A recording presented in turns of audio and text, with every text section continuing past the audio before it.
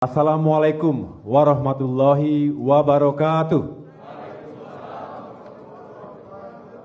Selamat sore dan salam sejahtera untuk kita semua. Shalom, Om Swastiastu, Namo Buddhaya, salam kebajikan. Marilah sekali lagi kita panjatkan puji syukur kehadirat Allah Subhanahu wa Ta'ala, Tuhan yang Maha Kuasa, karena sore hari ini kembali kita dipertemukan dalam sebuah semangat untuk bisa terus melanjutkan perjuangan kita. Saya mengucapkan terima kasih dan penghargaan setinggi-tingginya kepada teman-teman wartawan, insan pers yang juga hadir untuk meliput apa yang akan kami jelaskan kepada masyarakat Indonesia. Tepuk tangan untuk teman-teman media. Di tengah-tengah kita tentu hadir para pemimpin, para pengurus senior partai, termasuk para pendiri partai, dan tepuk tangan untuk para pendiri partai. Terima kasih Bapak-Bapak sekalian, semoga Bapak-Bapak sekalian sehat walafiat. Tentu yang saya banggakan adalah para ketua Dewan Pimpinan Daerah dari 34 provinsi di Indonesia. Pada kesempatan yang baik ini,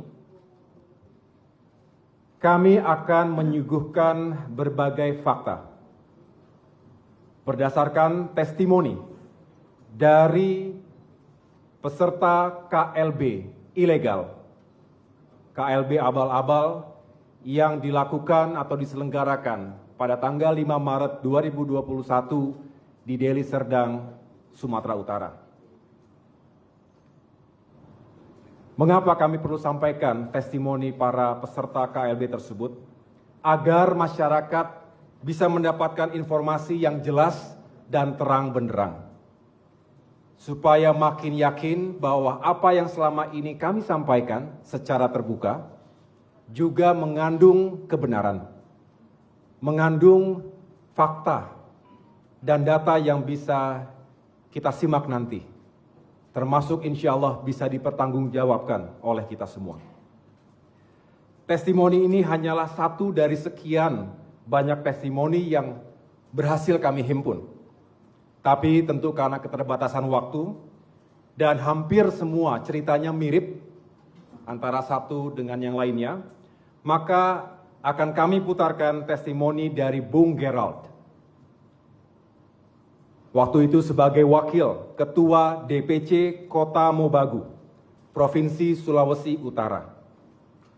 Bung Gerald bukanlah pemegang hak suara, karena pemegang hak suara yang sah berdasarkan konstitusi Partai Demokrat, ADART, adalah para ketua DPC. Bung Gerald adalah wakil ketua DPC sehingga dia tidak memiliki hak suara. Tetapi tetap diundang untuk mengikuti kongres luar biasa tersebut.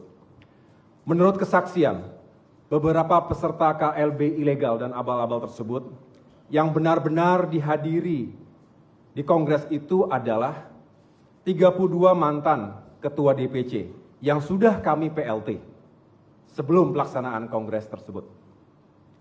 Kenapa kami copot dari jabatannya?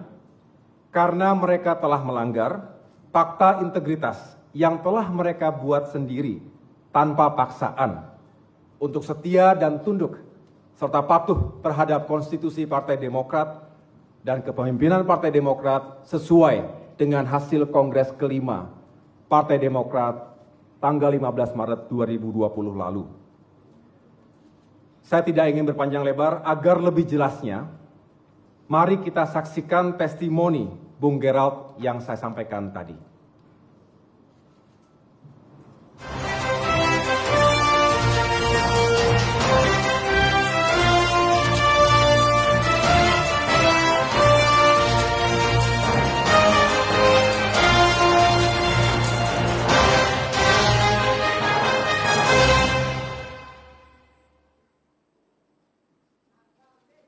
Assalamualaikum warahmatullahi wabarakatuh.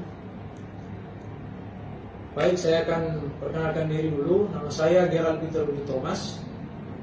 Saya berasal dari DPC Kota Mobagu, jabatan saya Wakil Ketua Dewan Pimpinan Cabang Partai Demokrat Kota Mobagu, dengan revisi struktur kepemimpinan Bapak Agus Harimurti Yudhoyono sebagai Ketua Umum. Jadi saya menjelaskan di sini bagaimana kronologis terjadinya kongres luar biasa, mulai dari awal siapa yang menghubungi saya dan mengajak saya. Yang pertama, yang mengajak saya untuk mengikuti kongres ini adalah salah satu kader Partai Demokrat yang sudah dinonaktifkan dari jabatannya sebagai direksi eksekutif dan sudah dicabut kartu anggotanya sebagai anggota Partai Demokrat. Pada tanggal 18 Februari, dia mengajak saya melalui WA untuk mengikuti kongres. Dan disampaikan oleh Pak Feki, ikut kongres luar biasa ini memilih ketua umum yang baru, yang langsung dikatakan adalah Pak Muldoko, bahwa kita gerbong sekarang ada gerbong Pak Muldoko. Saya awalnya menolak untuk mengikuti KLB tersebut karena saya benar-benar mencintai Partai Demokrat dengan kepemimpinan Pak Agus Harimurti Yudhoyono atau Mas AHY. Selang beberapa waktu dihubungi lagi, tapi sebelum dihubungi oleh Pak Feki yang kedua kali, saya langsung menghadap ketua DPC saya, yaitu Bapak Insinyur Ishak Sugiha. Saya menanyakan dengan kejadian akan dilaksanakannya KLB ini. Ketika ketemu dengan ketua DPC saya, Pak Ishak, saya ceritakan, Pak Ishak malah marah saya.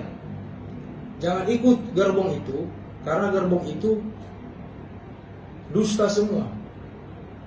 Gerbong itu salah semua, cacat hukum ketika akan dilaksanakannya KLB. Jadi jangan masuk di gerbong itu. Saya iakan, oke ya, saya tidak akan ikut gerbong itu. Tiba-tiba selang beberapa hari kemudian, ditelepon lagi sama Pak Feki Jande bahwa akan mendapatkan uang yang besar, uang yang gede, kalau saya mau mengikuti kongres tersebut. Dengan alasan ketua DPC tidak mau, maka wakil ketua bisa. Saya bilang sama Pak Feki Jande, saya ini belum pegang SK untuk revisi struktur yang ketumnya AHY, Mas AHY.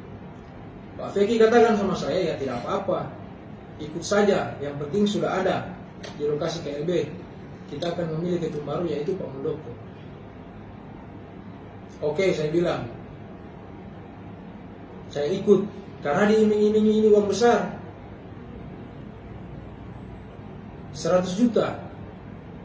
Yang pertama, kalau sudah tiba di lokasi, akan mendapatkan 25% dari 100 juta, yaitu 25 juta. Selesai KLB akan mendapatkan sisanya, itu 75 juta. Tapi nyatanya kita cuma dapat uang 5 juta. Yang menjadi rancu dalam proses KLB ini yaitu pemilihan ketua umum.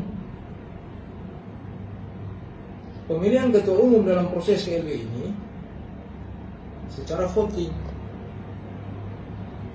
Ketika ditanya siapa yang akan dipercayakan untuk menjadi ketum, para peserta berteriak Pak Muldoko. Ditanya lagi siapa lagi yang bisa menjadi calon ketua umum, para peserta juga berteriak Pak Marzuki Ali. Dicatat oleh pimpinan sidang, dalam hal ini Pak Joni Allen. Setelah mendapatkan 2 nama untuk menjadi calon ketua umum, Pak Joni Allen langsung teriak ke peserta, yang mendukung Pak Muldoko mana? Semua berdiri, angkat tangan ke atas, ya kita pilih Pak Muldoko. Siapa yang memilih Pak Marzuki Ali? Berdiri lagi peserta, angkat tangan, kita pilih Pak Marzuki Ali. Tiba-tiba Pak Joni Allen langsung mengetuk palu bahwa yang terpilih ketua umum dalam kongres luar biasa ini adalah Pak Muldoko. Yang sementara Pak Muldoko ini tidak ada di tempat musyawarah, tidak ada di tempat KLB. Hanya ada Pak Marzuki Ali, tetapi sudah ditetapkan sebagai ketua. Yang menjadi persoalan kedua, Pak Muldoko ini kan tidak terdaftar sebagai anggota Demokrat atau kader Demokrat ataupun pimpinan Demokrat, baik itu mulai dari ranting, cabang maupun daerah, apalagi DPP. Pak Muldoko itu masuk menjadi anggota setelah dibacakan tata tertib Kongres luar biasa. Ini tata tertibnya yang dibacakan oleh Pak Joni Allen. Ada di pasal kelima ini, pasal 20, poin yang kelima. Anggota dan kader Partai Demokrat yang dibuktikan dengan kartu tanda anggota atau KTA Partai Demokrat dan atau kader yang baru masuk melalui KLB ini, maka yang bersangkutan ditetapkan telah memiliki KTA Partai Demokrat dengan nomor khusus atau spesial. Sekarang yang menjadi pertanyaan saya ketika ikut KLB,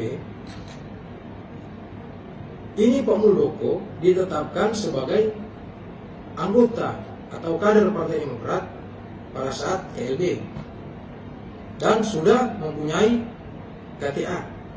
Sekarang pertanyaan, KTA Pak Muldoko ini siapa yang tanda tangan? Kan harus ditandatangani ketua umum. Kebetulan saya punya KTA juga yang ditandatangani oleh ketua umum waktu itu masih Pak SBY. Ini contohnya saya kasih lihat ya. Dari KTA ini KTA saya ditandatangani oleh Pak SBY. Ini ada ketua umum dengan sekjen Pak Hinca waktu itu. Sekarang Pak Muldoko dinyatakan sebagai anggota Partai Demokrat. KTA-nya mana? Nomor KTA-nya berapa? Tidak ada. Terus dipilih sebagai ketua umum. Ini kan aneh. Yang jadi persoalan kedua, ini rancu juga. Peserta yang hadir. Peserta ini yang hadir tidak ada registrasi sama sekali. Registrasi peserta tidak ada sama sekali. Sedangkan kita mendapatkan kartu peserta, ya ada barcode-nya. Kita ini cuma pakai kartu peserta masuk dalam ruangan kongres. Sementara di ruangan kongres besar, orang yang ada di luar yang suka masuk ikut kongres silakan masuk karena tidak ada registrasi. Masuklah orang-orang, dikasih absen oleh masing-masing koordinator di daerah. Contoh Sulawesi Utara, koordinatornya ini Pak Fikgande. Tulis, lalu ditandatangani. Masing-masing mewakili DPC. Saya hadir dalam kongres tersebut, kapasitas sebagai wakil ketua. Tidak ada hak suara, tetapi disahkan, dimasukkan, melengkapi administrasi sebagai punya hak suara. Jadi itu yang banyak sekali rancu. Sementara yang saya tahu, ini yang saya tahu setelah saya tanya-tanya di lokasi kongres, itu yang punya hak suara hanya sekira 32 DPC. Setelah saya berdiskusi dan saya tanya-tanya, hanya 32 yang saya dapati dari 412 peserta. Ini kan jadi aneh juga. Sedangkan syarat untuk memilih ketua umum dalam kongres luar biasa itu harus 2/3 dari suara sah ketua-ketua DPD dan 1/2 ketua-ketua DPC. Jadi 412 peserta yang ikut dalam kongres ini, yang sah itu suaranya ya 32 DPC. Yang sisanya ini suara hantu. Tidak ada, macam saya ini suara hantu. Saya tidak ada kapasitas untuk memilih. Kalau hadir ya bisa, saya hadir. Unsur, saya wakil ketua. Tapi kalau mau berikan hak suara tidak bisa. Nah inilah yang terjadi dalam kongres. Dan berikut, saya itu hadir 3 kali loh buat surat pernyataan. Tanda tangan di atas materai 10.000. Yang saya tanda tangan surat pernyataan pertama, inti dari surat itu mendukung penuh Bapak Muldoko menjadi ketua umum. Kita ikut kongres. Setelah ikut kongres, tiba-tiba dikasih lagi surat pernyataan kedua dengan isinya membatalkan surat pernyataan pertama bahwa tidak mendukung Pak Muldoko. Sudah lakukan itu, tiba-tiba muncul lagi surat pernyataan, tanda tangan lagi mendukung penuh Pak Muldoko. Jadi 3 kali saya tanda tangan surat. Kemudian saya menyatakan di sini bahwa sebagai pelaku dalam kongres tersebut, pelaku dalam kongres luar biasa itu, saya menolak hasil kongres itu karena banyak yang tidak sesuai dengan aturan-aturan partai, tidak sesuai dengan aturan hukum yang berlaku, kemudian tidak sesuai dengan ADART yang ada. Ini ADART-nya. Ini saja tidak dibacakan pakai ADART ini. Tidak tahu ini tahun berapa ini dikeluarkan ADART. Ini yang dipakai, tapi tidak dibahas ini ADART. Tidak ada pembahasan. Jadi saya minta kepada Bapak Menteri Hukum dan HAM dengan hormat Pak Yasona agar tidak mengeluarkan keabsahan atau apabila Bapak Menteri mengesahkan KLB tersebut, demi Allah saya siap bersaksi sampai di pengadilan bahwa KLB tersebut adalah ilegal dan tidak memenuhi syarat. Yang terakhir, permohonan maaf saya kepada Bapak Ketua Umum yang saya cintai, saya banggakan, Bapak Agus Harimurti Yudhoyono.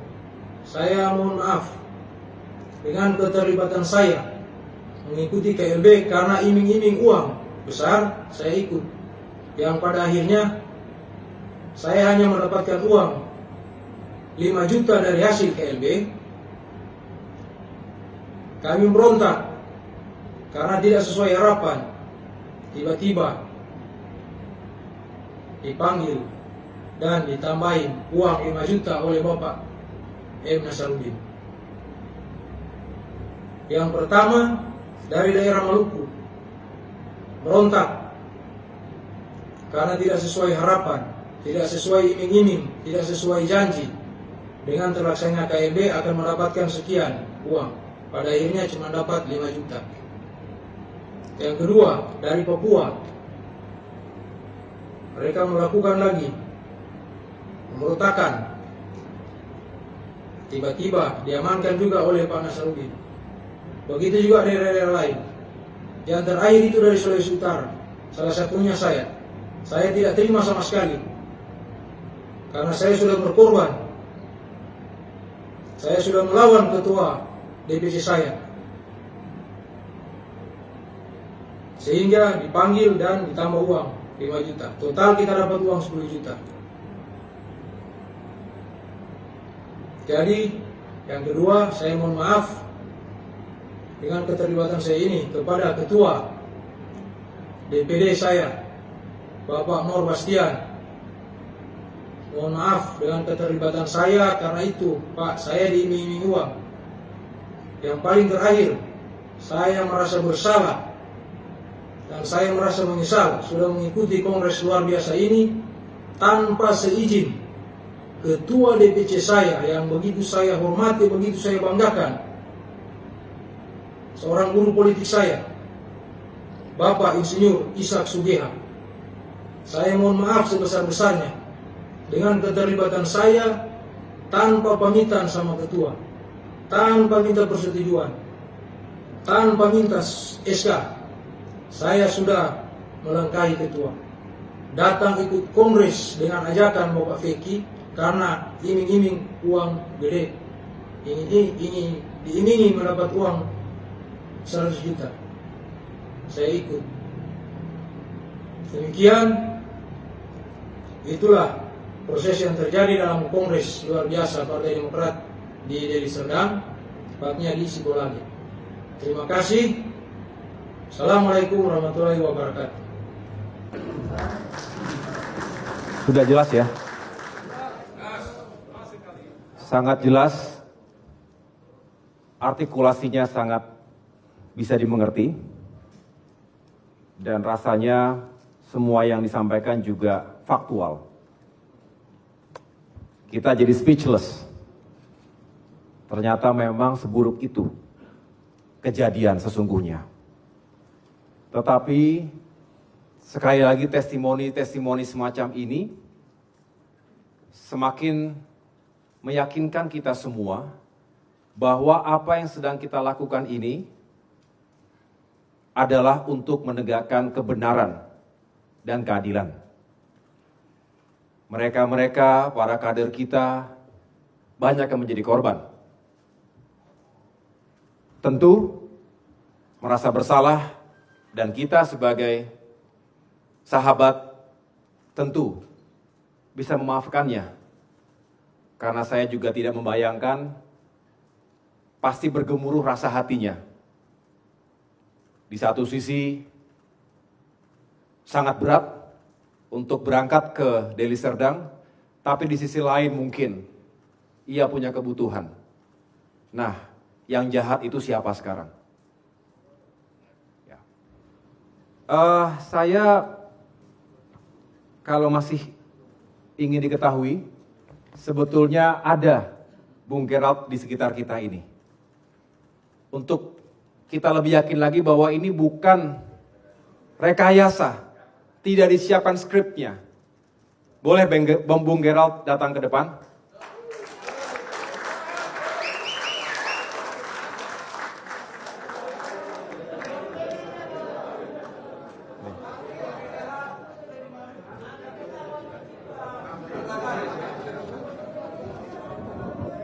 Ada juga sebetulnya satu orang lagi di sini. Namanya Bung Rahman Dontili, mantan Ketua DPC Bolaang Mongondo Utara. Ini juga kemarin sudah menyampaikan testimoni. Terima kasih ya Bung Gerald dan Bung Rahman. Saya dapat memahami situasinya. Mudah-mudahan kita bisa tetap bersama. Saya bangga, bagaimanapun saya bangga, kita semua bangga atas keberanian dan kejujuran. Artinya, Bung Gerald, Bung Rahman masih punya hati, masih punya kesetiaan bersama para sahabat Partai Demokrat yang memang telah berjuang sekian lama bersama-sama. Ya. Terima kasih sekali lagi. Dan ini cukup banyak yang sudah kita dapatkan. Saya hanya ingin membuktikan Bapak Ibu sekalian, para sahabat dan tentunya masyarakat Indonesia, apa yang terjadi itu sekali lagi tidak bisa dibenarkan. Seperti penuturan dari Bung Gerald dan Bung Rahman. Itu saja poin dari testimoni yang tadi kita saksikan bersama. Terima kasih Bung Gerald, terima kasih Bung Rahman, bisa kembali.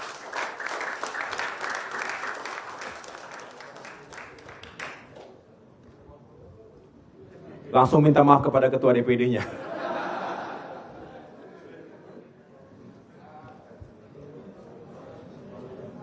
Teman-teman wartawan yang saya cintai dan banggakan, dengan testimoni yang tadi kita saksikan bersama, saya ingin mengajak kita semua untuk melakukan sebuah refleksi kebangsaan. Bangsa kita adalah bangsa yang besar.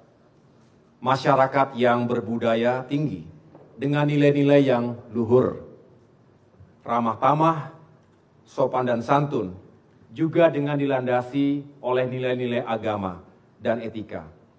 Itulah yang menjadi warisan budaya kita sesungguhnya. Sebagai bangsa yang besar, kita memiliki potensi untuk menjadi negara yang besar dan maju. Untuk menjadi negara yang besar dan maju itu tidak mungkin bisa dicapai dengan proses yang sesaat dan waktu yang singkat. Untuk itu membutuhkan proses, baik waktu dan kerja keras, keringat, bahkan darah dan air mata. Untuk mencapai tujuan besar itu, yang dibangun dengan moral dan etika.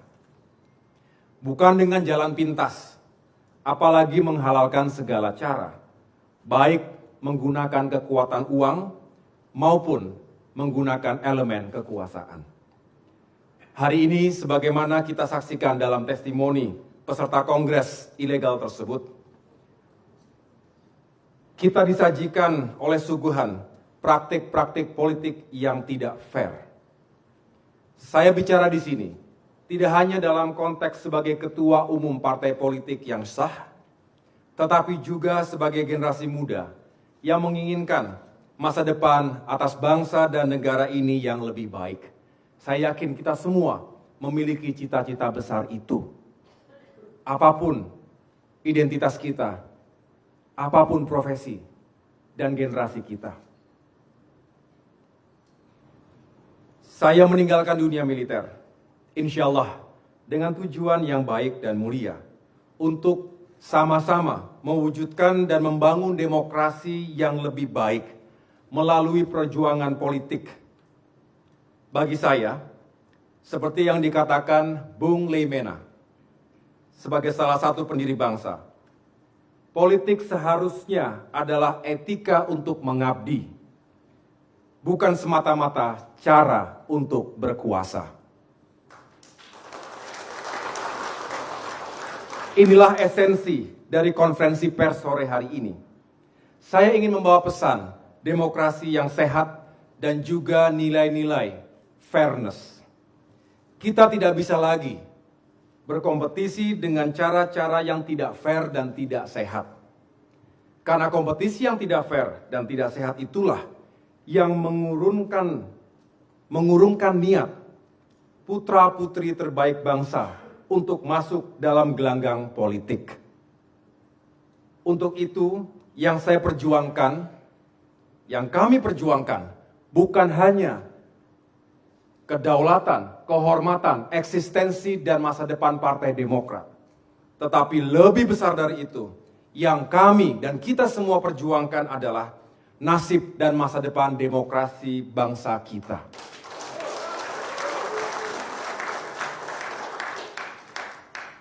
Terhadap KSP Muldoko, secara pribadi, saya tidak ada masalah dengan beliau.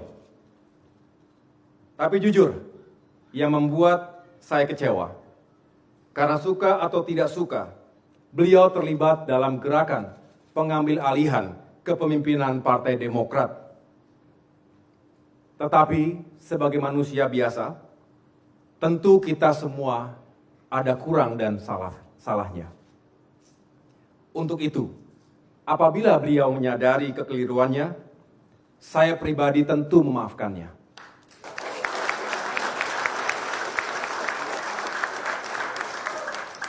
Sebagai mantan prajurit dan beliau mantan panglima, saya tetap hormat.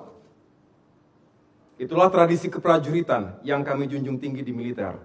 Once a soldier, always a soldier. Tetapi kami bermohon kebesaran hati untuk bisa menyadari bahwa apa yang telah terjadi dan apa yang dilakukannya memang telah menyakiti ratusan ribu, bahkan jutaan kader dan simpatisan Partai Demokrat.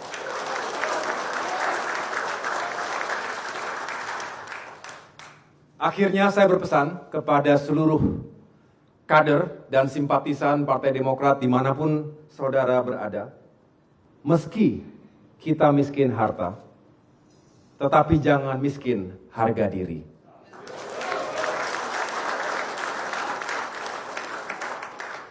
Hiduplah dengan landasan ilmu dan nilai-nilai etika serta moralitas.